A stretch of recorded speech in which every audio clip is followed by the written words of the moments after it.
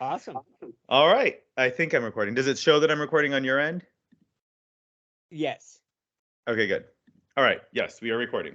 Okay. So good morning, everyone. Thank you so much for honestly, thank you for the past 2 years. The three of you have really contributed a great deal to the goals that I have as an artist currently, as the artist that I hope to emerge and become, and kind of tying in why I decided to come back to grad school in with my exploration on identity and now how it connects to my relationship with my sister. I found myself at the end of an 18-year relationship and in the middle of a pandemic where there was so much uncertainty about the performing arts in general. Was fortunate to have a position in higher education. And so you know, I reached out to a few people that I trust, and those people listened, and we all kind of came to the agreement that I should go back to grad school. And I made this decision to go back to graduate school originally and initially, and I was very transparent about this when I spoke with Joshua, but was to, really yes, grow as an artist, but mostly just to have that piece of paper in higher education. And within the first week of graduate school, I realized that it was much more than that. As you all know, you've all gone through it. And quickly, I got excited about the fact that these questions that have been plaguing me my entire kind of creative life, both as a child and then when I, went through adolescence and then became an adult and like had to come out of the closet. Um, all of these safe havens, a dance studio, a theater, a rehearsal space, these were the places where I felt most myself, and I felt like I could enter a room with confidence and not hide a part of myself. And that has always been something that I've been curious about. And so I used my first year of graduate school to kind of dive into why in the commercial art making arena we are still so um, stuck on traditional casting and roles and when it pertains to gender and ethnicity and uh, sexual orientation even. And so I started researching that, and quickly I realized it's deeper than that. And then I lost my sister. And once I lost my sister, I had my way into grad school. I immediately knew what my purpose was. If you've ever lost someone that immediate to you that you share such a bond with, and you'll relate to this, that you question everything. And my purpose was no longer a selfish purpose. So I will start by saying the thing that I learned the most out of coming and going through grad school and my thesis experience and what I've created and what I have grown from this project is a selfish perspective never served me, and this process was completely selfless, in that I focused entirely on what my sister's needs were through her lens. And what I realized is that my art making is entirely better when I release the need to control everything, and I look at something from a place that doesn't serve myself but serves community, a story, whatever. And what I will say is, I thought that that was always what I was doing, but it isn't until I've done the work in really truly the research stage, where I was reading a lot of what was out there, which is very little, on sibling loss and sibling identity and how siblings connect and mirror and go through life. And what was born out of a year and a half of research and writing and questioning and trial and error became this one act, 60-minute play that is really a family drama that deals with love and loss and competition and sibling rivalry. But ultimately, the heart of it is how we as a society work through trauma and grief. And when I came out the other end was that everyone is just really looking to heal right now. And so with my work moving forward, I hope that what I've learned can be used in how I focus my next steps, because I'm still uncertain what those are, but what I'm certain is wherever I go, whether it be directing or choreography or performing or writing, it will be with a more informed connection to the why of something and how to really remove myself out of the process, but still use the tools that I have that make me a great artist. And I'm not articulating this the way that I would love to, but it's the way that it's coming out right now, is that the huge takeaway for me is that Matthew, before graduate school in this process, approached his art with a selfish purpose, and sometimes it was to tell someone else's story, but it was still done through my lens. And now I feel like I have the tools to maintain who I am when I'm bringing myself to a story, but to really put the story first always. And that's what I thought I was doing, but I realized I was not until I went through this process of examining my relationship with my sister and seeing how wrong I was more often than I was right. And that was a big takeaway for me. Well, Matthew, I have to say that watching you go through both of those processes has been a really incredible thing to watch develop and unfold, and to watch you open up to both of those things, both the with your relationship with your sister, and then also the way in which you approach your practice as an artist. Both of those shifts, and to know that they have occurred concurrently. Um, uh, Boy, I think you allowed yourself to really go through kind of a forge of a sort, and that's been awesome to see you uh, take that on. Thank you, Joshua. It's I don't know. It was like there was no other choice, I guess, because I was really ready to, like I say in the documentary, I was really ready to walk away. And I thought there was a moment when I'm like mid grad school. I've thought to myself, I guess I just have to walk away from this, because the thing about loss that I guess people talk about, and I guess they're in films and things, but I never saw it until I lost my sister, was that with that loss comes the loss of like your motivation to want to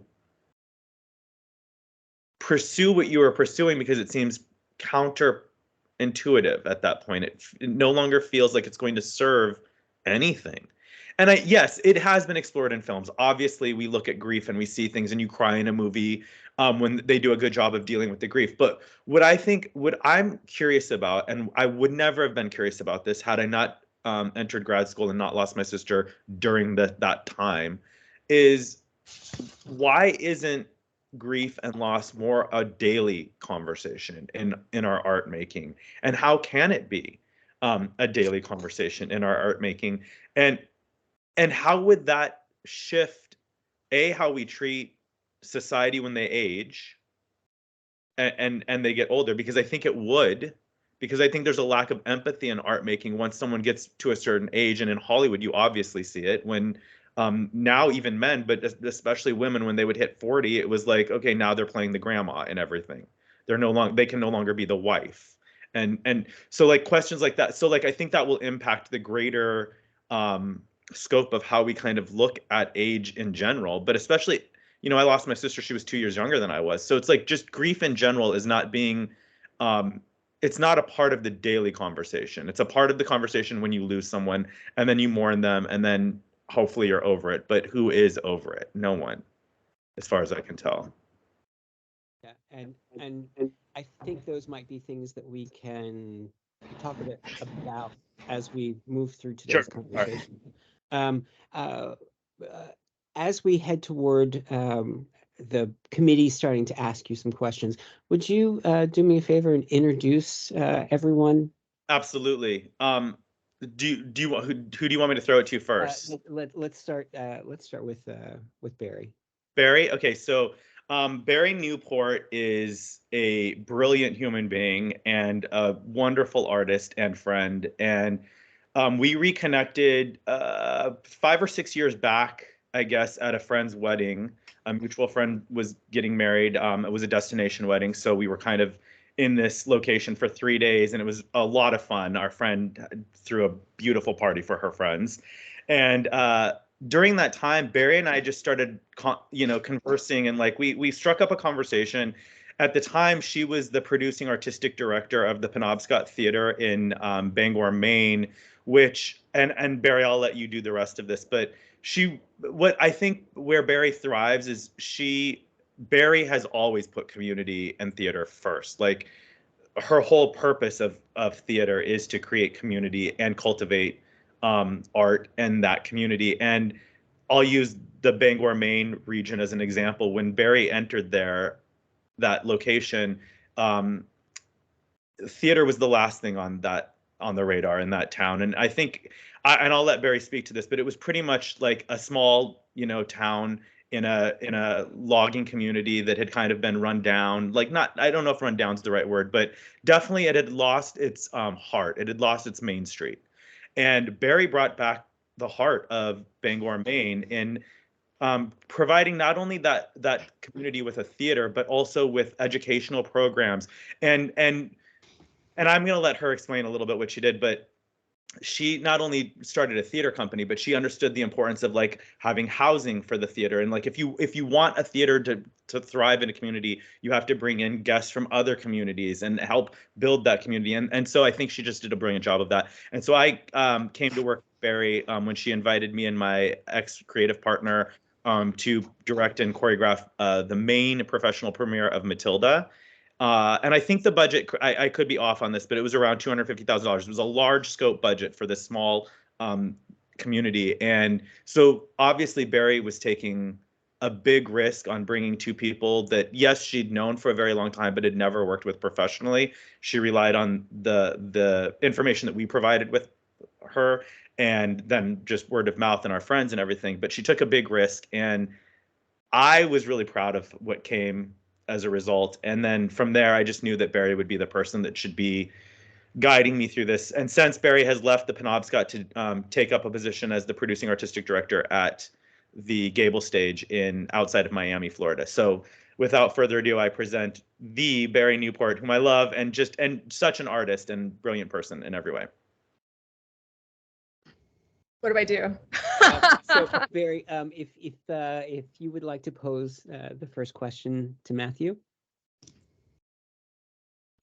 Sure. I mean, I was just so I was really taken by the documentary aspect of it, and I was I think most surprised by just because I hadn't thought about it myself, of what it would be like to see things through your sister's eyes. But that's not what my question is going to be. My question is going to be like literally about staging. Okay. You mentioned that you were focused on giving up control. Mm-hmm. And I was taken by the staging because it reminded me of my own, which is extremely specific and a lot of it. So how did you put that in action of not relying only on yourself and yet wanting your own physical style to emerge? How did you come to the end result? Bari, thank you so much, because yes, you and I, we love our formations and our action, and I'm glad that you pick up on that. Well, a couple of things played into that. First and foremost, I was fortunate to have this space at City Garage Theater, which it's all influenced by Brecht. Everything, all the Frédéric Michel, the directors from France, and is avant-garde and French Nouveau kind of. So the whole theater company is already accustomed to really elaborate staging and Frédéric is the type of person where you don't walk and talk. Like she never stayed. There was one production I saw her where the character walked and spoke, and it was it was a stream of conscious speaking back and forth, stage right to stage left, of a character going crazy. That was really the only time. So she's very specific about how she used that device. Likewise, I'm someone who, I started out as a dancer, so blocking is something that just comes very natural to me. I see pedestrian blocking in kind of every aspect of life. And when my first year of grad school, we were studying, Catherine Dunham, and the idea this that she's an anthropologist. It's like, yeah, we are anthropologists. We study that behavior. So for me, I kept, like, the feedback on the script would be like, well, I don't know how that part's going to come through. I don't know how that part's going to come through. But in my mind, I'm like, well, it's going to come through in the blocking.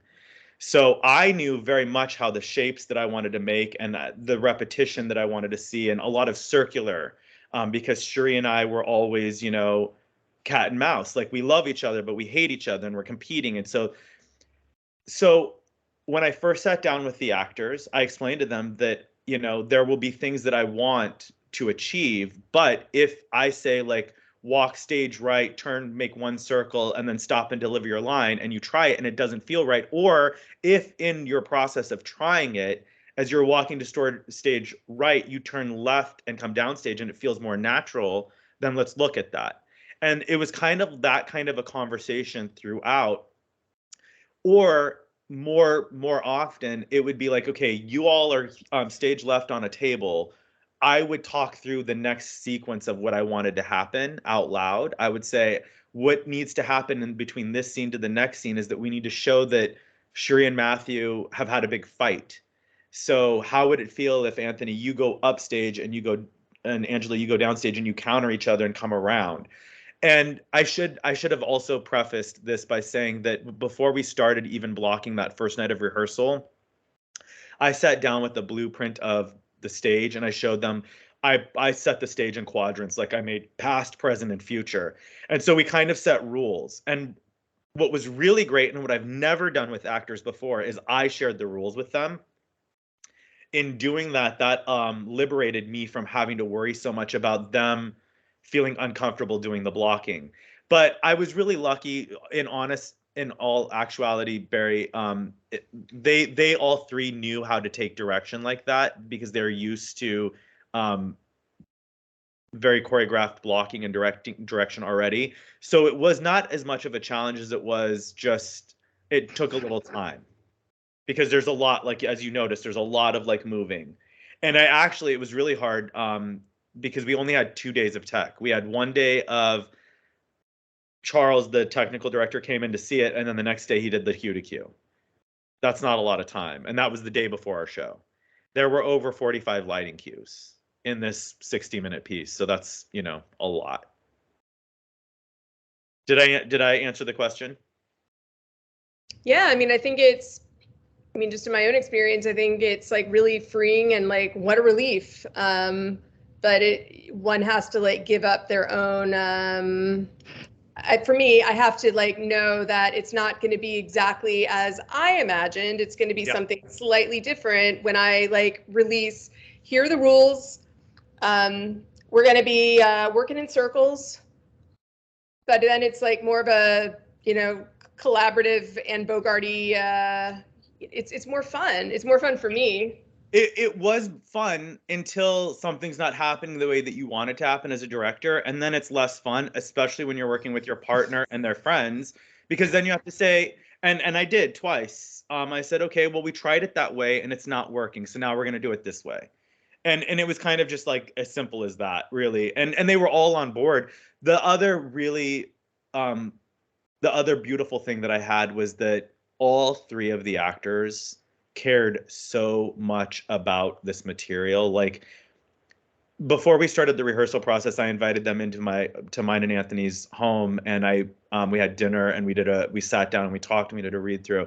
And I think that these little steps along the way that maybe I do as an artist, but, like, they're done, like, very quickly in a rehearsal process. What I've learned from this process is to take a little bit more time setting up the foundation. In doing that, you have every actor on your side, and rather than fighting them during what could be very easily fought blocking situations, because they're doing things like, there was one moment where Anthony was like, well, it's just not what I would do. It doesn't feel right in my body. But guess what? He made it look right in his body. because he understood that it was something that was important. And once I kind of explain, I think too, why we're doing it this way instead of doing it the way that it feels right, I think then the actor's on board usually. But it was very much a playful, with the exception of the one night that I think two of you know about. I'm not sure if Philip and I have had the conversation yet, but with the exception of that one night, the rehearsal process, even the hard ones, even the ones where I had to like walk out, because of how much it felt like I was watching my sister and I fight or something. Even those nights, there was a sense of play. And I think that leads to, like, yes, the Anne Bogart-ness of it. Even in, I even did bring in and I know this isn't part of the question, but I did use the CRP process, whether the actors knew it or not. Instead of telling them what I wanted, I would question how to get what I wanted. And it is very effective. And I've been using it in my undergrad classes. It's so effective. And also when you're confronted with someone who has a serious personality or like defense mechanism, when you question it, there's literally nothing they can do. It stops them dead in their tracks. And it's such a disarming, like, really cool technique if I can remember to use it. Sometimes I don't remember to use it. Good. Yes. Let's move to a little introduction and question from Philip. Okay. Well, Bari, I just because you don't know Philip is one of the professors at Wilson College, a talented artist in his own right, and just someone who, honestly, Philip, I've said this every time, but he reads everything, he thinks about everything, and he responds with wonderful questions and an open mind, and it has helped me immensely in helping me question and be a better educator. And I really appreciate that about you, Philip. And you've really been a tremendous help during this entire grad school process. That's Philip. Thank you, Matthew. It's incredibly generous of you. And it's just been wonderfully fun and enriching for me to watch you move through this process. And Joshua and I have talked about it on numerous occasions about just, dropping in each other's office and we'll chit chat a little bit. But often that chit chat is about how our students are doing and who did you meet with this week and who did you have a conversation with. Sorry, let me turn off my heater. It's very noisy. It's cold in here, but it's a noisy heater. Anyway, we check in on on our students, and we've always had throughout the last 2 years just really wonderful and insightful conversations and discussions about the work that you're making, the journey that you have been on, the depth of exploration with which you have jumped into some really difficult content, and I think you've spoken to this a bit already, but this has been a journey of discovery for you, and I really think it's been a deep and honest exploration, given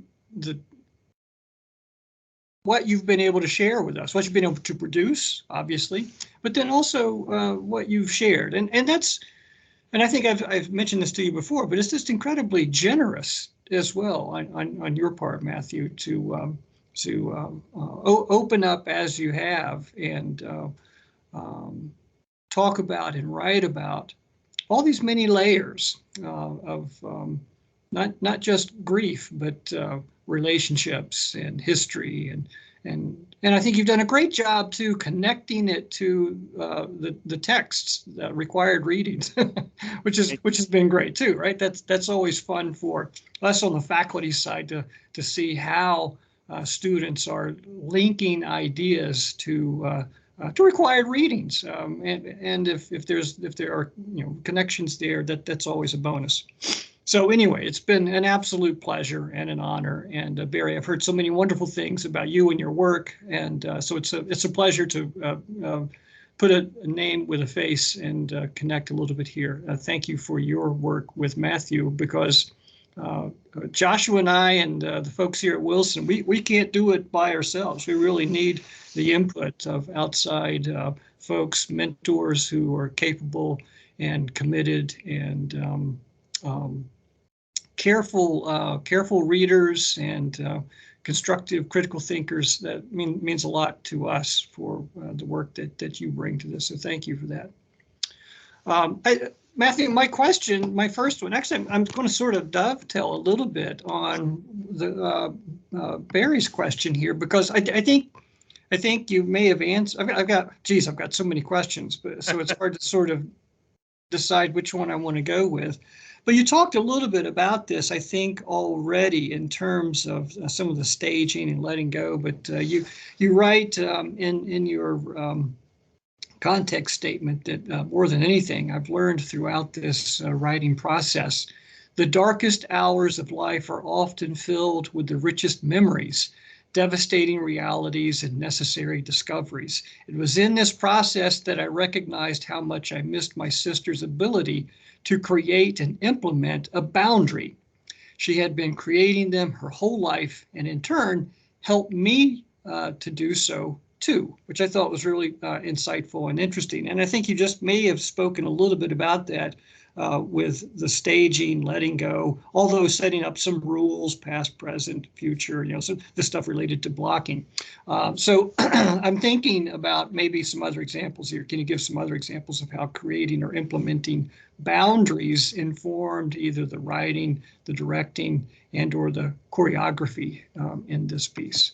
That is a great question, Philip, and thank you for pulling that quote from the context statement, of which I will say to all three of you, I reread it again last night, and I'm going to go back through it in my conclusion, and we can get to this towards the end. But I need to go deeper in my conclusion still, because I realized that yes, she wanted me to be a fighter, but more than anything, it was her advocacy. And I need to articulate that a lot better in my conclusion of my context statement. It's the advocacy that is her spirit that's going to move forward in my work from here forward. I'm an advocate, I always have been, but it was my sister who pulled that out of me in the same line that she taught me how to create a boundary. And what's sad is that I didn't realize the boundaries that my sister was creating. I saw them when she was alive. I thought she was doing it selfishly. It hurt. It frustrated me when she would set a boundary. Like, I would fly back from Los Angeles to Colorado, and I would be there for 2 weeks, and she would and know that I was coming, and she would say, okay, but on this day, and this day, I won't be able to see you. I'm going here, here, and here. And she did that intentionally. And at the time, it would drive me crazy. I'd be like, okay, I only get to come back to Colorado like twice a year. And of those times, you're spending 3 of those days away from me while I'm here. But it was because she knew that me going there, I'm triggered by my dad, my mom, my grandma, all of the different things that trigger you in this when you go back to something. And she needed space because she didn't want to react to me being triggered by my other family. So an example then how I recognize that afterwards through her lens when I'm doing the writing. So to answer your question, one of the first boundaries I set for myself using my sister's template was in my writing process. This past summer at Wilson College during our residency, I let those 4 weeks be my introduction to what this play was going to be. And so I created boundaries within my writing. And the first boundary and the most important boundary was don't write the story how you remember it. Write the story how Cherie would remember it. Write the story how Cherie would tell the story. That might not seem like a big boundary, but I'm a very selfish person. Like I did not realize how selfish. And look, I think that if you asked the majority of my friends or family, they would not say Matthew's a selfish person. I think they would say, oh, he's generous, he's funny, he's this, he's that. They would say a lot of different things. But at the end of the day, my art making process was selfish. I am selfish. I've always been selfish. Even in a collaborative process, I would push to have my point. Like, I would reframe it so that I could convince the team that we were going to do it this way, and it was the way that they decided, and it was the way that I wanted. I was selfish. In this process, I was selfless. I honestly, I even mentioned it in my documentary. It's like there were times when I wanted something to go a different way, and I literally am the writer and director. I could have made it go a different way, but then I would have been betraying my sister. So that boundary was the most important boundary that I set for myself, which was every time you want to write it through your lens, stop and find a way to write it through Cherie's eyes. That was boundary number 1. Boundary number 2, I would say, is let it go. Let go. When something's not working, stop trying to make it work. This is something that I'll be 45 in 3 days. I'm still trying to teach myself how to let it go. But in this process, I found a way to let things go. Because what it was, and this helped, it was a graduate project. It was not a play. So I allowed my mind to say, okay, it's just an assignment. Who cares? It's just an assignment. I can let it go. But it wasn't just an assignment. Obviously, this was a really big theatrical moment in my life that I'm very proud of. But I wouldn't have let go of certain things had I said, oh, no, this is like a play that people are coming to. And I would have like held on to this, and I probably would have destroyed it. So that was something valuable that I learned about myself, setting a boundary that Cherie had created. Is it's okay to let things go. I don't have to hold on to it. And then the third boundary that I think really worked was that and we can talk about this now because Philip, I didn't share this with you. I don't think I shared this with you. I walked in on that first night and I set it up as a collaborative process, and I let the boundaries kind of be loose in the discovery phase. Let's call it discovery phase. And I'll consider the discovery phase in rehearsal process as we're still blocking. We haven't finished the blocking. So the show hasn't been set. During this discovery phase, I got a lot of pushback and let it go. The actors are trying to explore and find themselves. On night 2 of the end of the discovery phase, there was an incident where I kind of blew up. It didn't just come out of nowhere. I kept giving a note and then I'm the type of director that I'll give a note and then I'll try it from a different point of view, and then I'm going to get up and I'm going to show you what I want. I won't give you a line reading, but I'll show you what I want. So I did this a couple of times, and it was met with some eye rolls. I'll just leave it at that. And so the boundary that I gave for myself was I have to recorrect when the collaborative groupthink isn't working. And so in that moment, I started to recorrect. And when I was recorrecting, I was met with a lot of defense from all 3 of the performers, because now they, rightfully so, they want to have each other's back because they're the 3 people that are being vulnerable on stage, so to speak, with the material. And I'm just sitting in the audience asking them to do these things with the material. And so there was this big explosion that happened where I basically lost my cool because I tried 3 or 4 different ways to articulate the direction that I wanted. Then I got up and I demonstrated the direction that I wanted. And then after I'd done that, it was met with, so like I already was the response. And I kind of was like, okay. Now we have to have a conversation, because for like 2 weeks I was kind of sitting there like letting other actors give other actors notes and things like that, and I didn't say anything. And then finally I was like, okay, at what point do I no longer collaborate and I have to like pull the ship back on course, so to speak? And so that final boundary was knowing when to let go of a process that you've created for yourself because it's not serving you in the moment. And I think that in that example, I didn't let go so much as I let everything out by saying I'm fucking angry and blah, blah, blah. And then I was like, that's the end of rehearsal. And I walked out. And then from there, you know, I had to drive home with one of the people in the cast who was my so that was very uncomfortable. And very little was said. Nothing was said in the car ride home. And then very little was said that night at home. But thankfully, we were both able to come to a place where we could articulate what had happened from our point of view.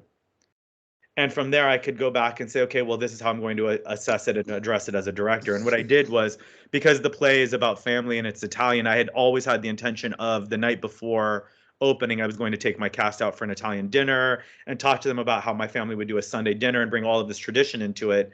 It happened about 2 weeks prior to when I was originally going to do that, so that I could regroup. I wanted to get everyone back on the same page. And I shared those stories about how we would fight. And how I framed it is, when we sat down at the restaurant, it was this delicious Italian. They import the pasta from Italy every day in Santa Monica. It's delicious. And I sat down and I said, "This is Sunday dinner. Every Sunday when I was living in Colorado, from 1 to 3, we would meet at my grandparents' house. It would smell like the best Italian food you could ever imagine as you're walking up to the back door. And you would come in, and Grandma would hug you at the door and give you a big kiss and a hug. And she would say, 'Remember, we're leaving politics and religion here,' as you're coming through her threshold. And we'd walk in, and it would be me and my dad and my sister and my grandma and grandpa and whoever else was invited that week. And it was always like a family friend, or there was always someone else there. And inevitably, by the midway through dinner, we would bring in politics and religion, and my dad and I would have a full-on fight, like screaming match. And I shared this with my cast, and they were like, "Oh, that's a side of you we haven't seen." And I'm happy to hear that, because that's a side of me that has taken 25 plus years to work on. But I said to them, I was like, "Well, you've all read the play. You know that scene where Cherie holds a knife to my throat. That wasn't fictitious. That really happened. Like, this was our dynamic, you know? So now you know, like, that part of me lives inside of me." And we moved on from there. But boundaries were a really important part of the whole process. I used them a lot. And Cherie was the person that taught me that it's okay to say no to someone. Because I have always been the type of person that, like, even if I know I should say no, I'll be like, "Well, I think I can find the time." And my sister would be like, "No, I don't have time for that. I'm sorry." And it was just so, like, you can't be mad at her for being honest. And that was like the biggest takeaway. And the thing that I will use from here forward is setting clear boundaries from the very beginning, so that everyone's expectation is the same. Sounds like a great lesson. A hard lesson, but Yeah. but you know, great lesson there. And I'm really happy that, obviously we all are happy that you're able to sort of gather that buy-in from your cast. And so well done. Thank you. It was touch and go for a minute. I called Bari crying. Joshua was the first call, actually, because I was like, "What the fuck am I going to do?" Like, and Joshua, you can attest to this. I was like, I had honestly, Philip, I had already reached out to like 4 other actors in the rehearsal. I had text messaged friends being like, "Are you ready to learn 20 pages? Like, can you do it? Can you?" Oh my. I was really frustrated. Because here's the truth. I thought, for me, knowing that I'm selfish, I thought that I had spent 2 weeks of rehearsal being very selfless and very open and very flexible in my rehearsal process, which I was comparatively. So to hear that they didn't think that, it was kind of like, well, wait, then what is your expectation? You know, so it was interesting. Thanks. So Matthew, as you worked through all of that, and as going through this conversation to today, the questions and your responses to them are leading me to a different question that I had planned to ask. Okay. So I want to talk about memoir as theater. Yeah. You had an experience of writing 2 book-length memoirs prior Yes. to entering this process. And then you took on being a playwright, being a choreographer, being a director of a story that is personal, that is a memoir of your own. Right.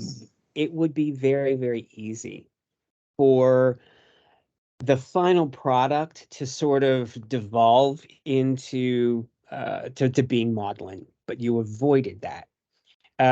So my question for you is, what were the challenges in storytelling, and how did your approach to those challenges actually help you avoid that potential for the work to become maudlin? Thank you. First of all, let's see. Well, I started with 7 questions that were unresolved in mine and my sister's life. So I think when you give yourself, at least for me, when I give myself a task, it always exposes the actual challenge, right? So for me, writing, like when I went to set out about the writing, I already know that I'm a writer that uses sarcasm and self-deprecation. In my previous works, both of the memoirs that you mentioned, there's a lot of self-deprecation and there's a lot of sarcasm. And I write about this in my context statement, and I might even go deeper in that regard too, because what I was realizing is that if my sister was someone who's going to help me be a better advocate in my art making, which I think she is, what I learned from my past writing is that I would use sarcasm and self-deprecation, and I would deflect on someone else, like a celebrity or someone from a pop culture reference, in order to ease the blow, so to speak, of whatever I was delivering. And I thought that that was an effective, or it was a device that worked, I think, in my storytelling. When I sat down to write this, I knew that I would be writing a lot of heavy like I would be working through a lot of heavy conversation. So my focus was, what is the thing that wasn't resolved, and how do we resolve it in the way that Matthew and Sheree would resolve it, which is anger and humor. So when I was writing, I was really writing, again, I would try to hear it how Sheree would retell the story, not how I would. So I'm putting myself in my sister's shoes, and I would write, and I started with just A-B scenes, or like an antagonist and a protagonist, like, and it would switch. I never wrote with the idea that I was always going to be the antagonist, or that Sheree was always going to be the antagonist. I wrote a dialogue, and some of the times I would imagine Sheree saying both of the things.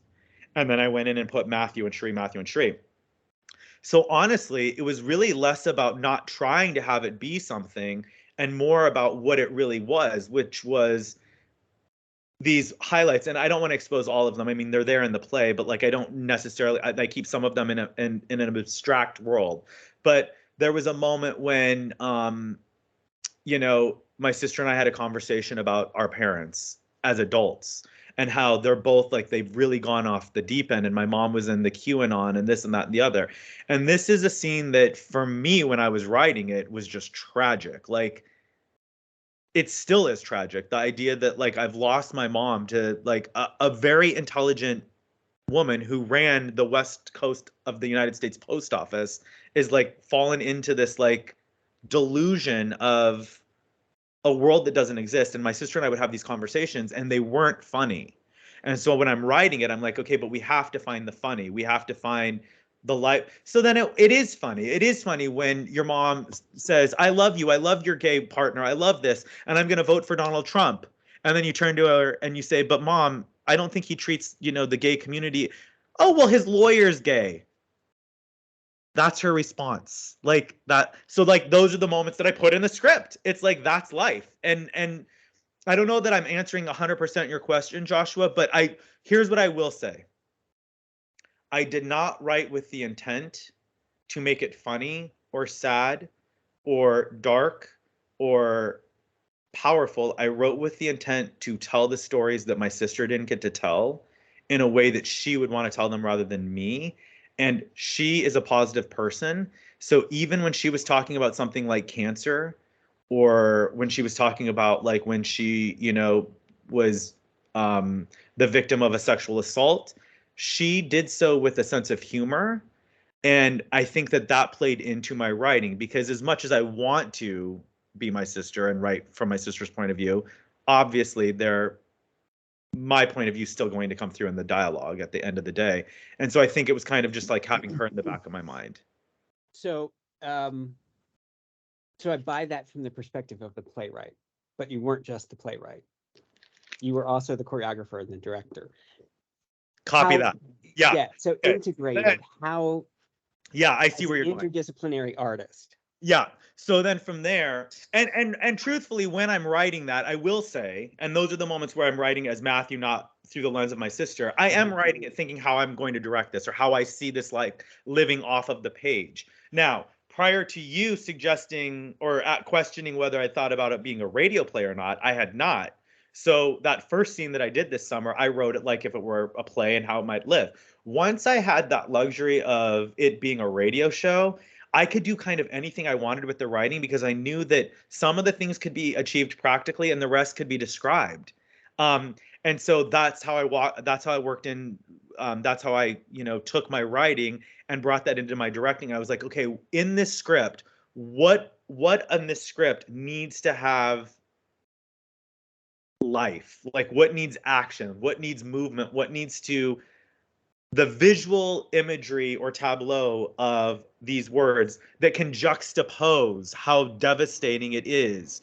So for example, I don't know if either of you have had the opportunity to watch the whole play yet, but the scene in the play where Matthew discovers that his husband asks him for a divorce, we had originally done that scene standing, and it was like at the mics and it wasn't working. And I'm like, well, no, he's on a hike and Sheree can be in the bedroom. So Sheree goes up into the bedroom.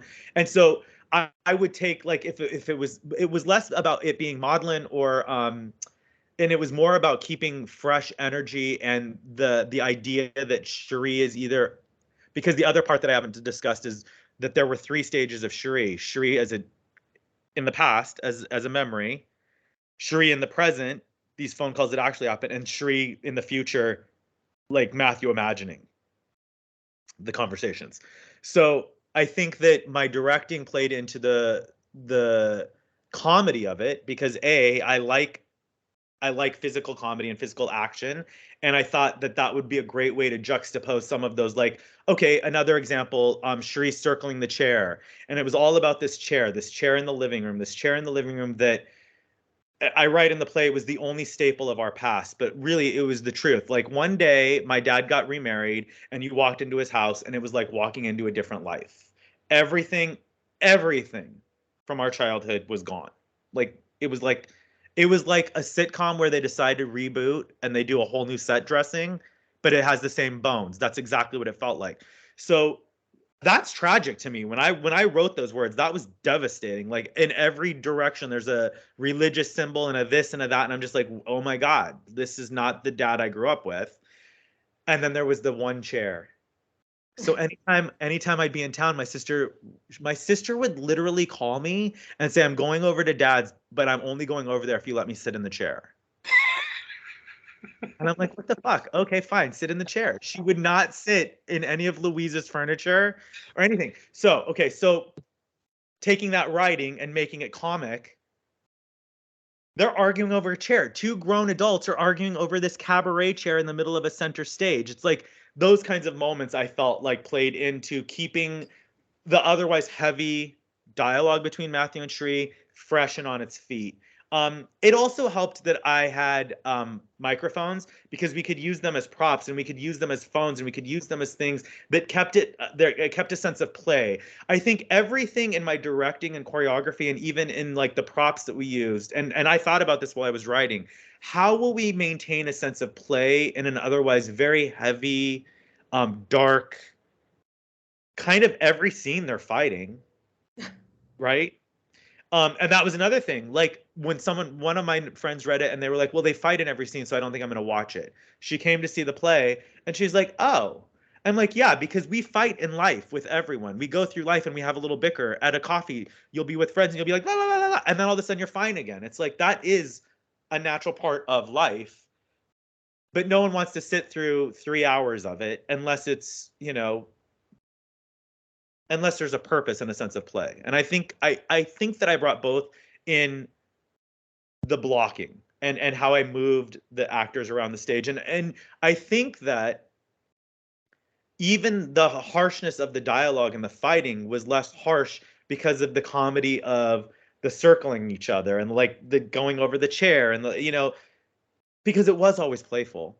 Even when my sister had a knife at my neck, she knew she wasn't going to kill me. I knew she wasn't going to kill me. My partner didn't know she wasn't going to kill me, but that's part of the fun. Agreed. And yes, I think that is why it was successful. Absolutely.